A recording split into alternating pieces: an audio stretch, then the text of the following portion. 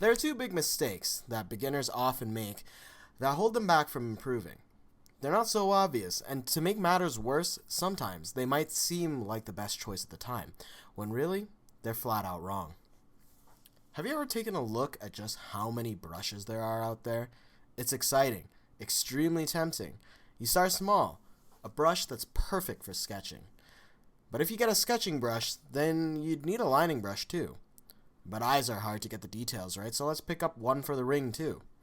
Then it's a flat brush, oil brush, watercolor, chalk, hearts, hairbrush, tree brush, grass brush, cat brush. It never ends. If there was a rendering brush, you end up getting that too. It's free after all.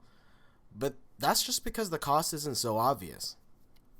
It robs you of the opportunity to learn. These brushes are great in the hands of those who know what to do with it. But if you don't, then you need to develop that skill. Use one brush, a universal brush that's capable of anything, with a texture that you like. Use that to create everything, even if it's hard or more tedious. Doing things the hard way creates a level of respect for the specialty brushes and gives you more of an incentive to actually use them creatively.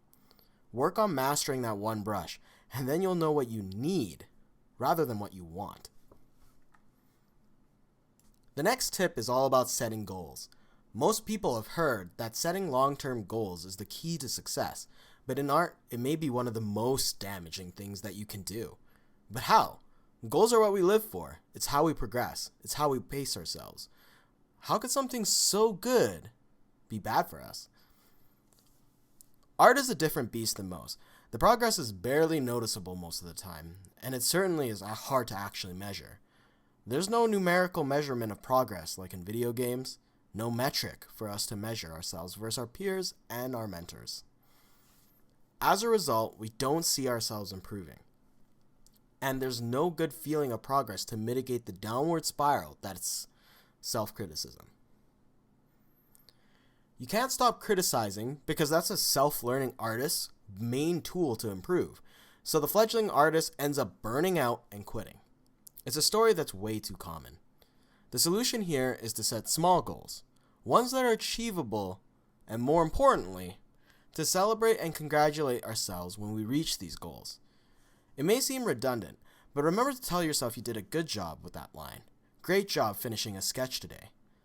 It might not feel like much at first, but this quickly snowballs into a habit of praise, and soon you may have a new problem, where you might not even be able to stop drawing. That's it for this video.